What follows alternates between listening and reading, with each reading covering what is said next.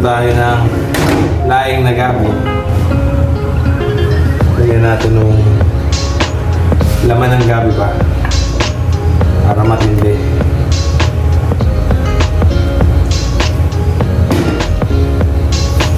Tapos sunod natin yung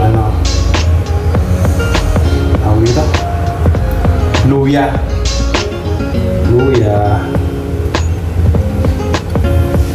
Tapos meron tayong bawang. Sama-sama na yan. Sama-sama na mga insan.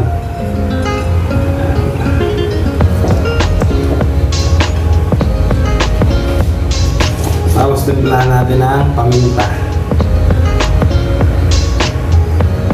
Napadami. Garlic powder. Optional lang naman tong garlic powder. Kung gusto nyo lagyan. Meron naman dito stock. Kaya bilis sa mix, pampalasa.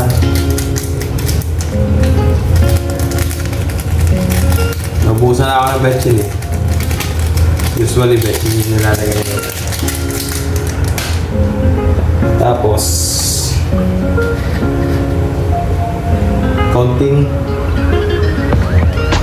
suka para medyo tumagal siya. Hindi kagad masira yung laing natin. Yun lang. Tapos lagyan natin ng gata. Dalawa yung gatang ginamit ko pero isa muna. Tapos mamaya na yung isa.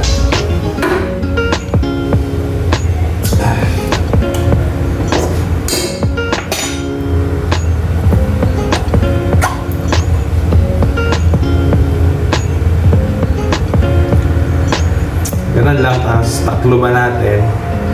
Tapos mamaya na natin titimplahan ng halat na. Yun, mekos-mekos lang mga insan.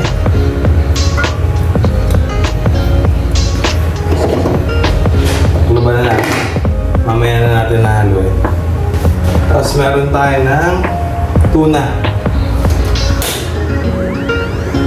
Pritos tayo ng tuna. Isasama natin yung pag napritos na sa laing natin. Para yun yung pinaka magiging karne niya. Instead na baboy o manok. Siyempre, use oil. Pero ng mga nagdaang okasyon, totostahin natin mabuti yung tulingan natin para hindi siya malansa pag pag hinihalo na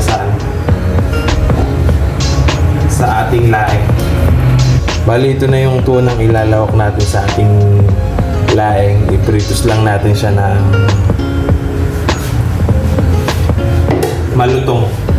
Kunts na yung mantika natin, lagyan natin yung ating tuna.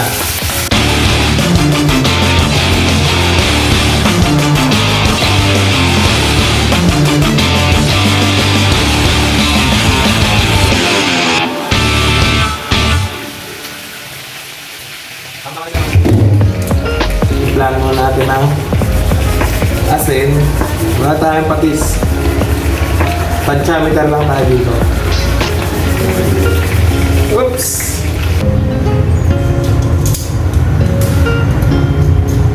Lock na natin yung mga tuna natin na ipritos. Ayan yung pampalasa niya.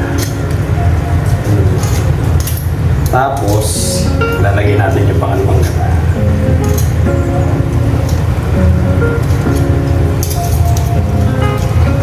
Tapos na kaya ito kay Macy's.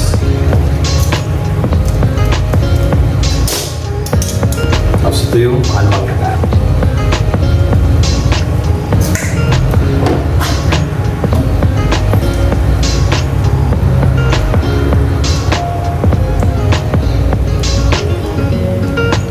Wari ko na may pag naiganari laban na.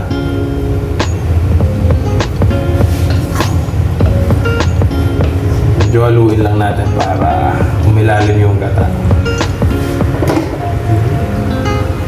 Sound check na tayo mga insan.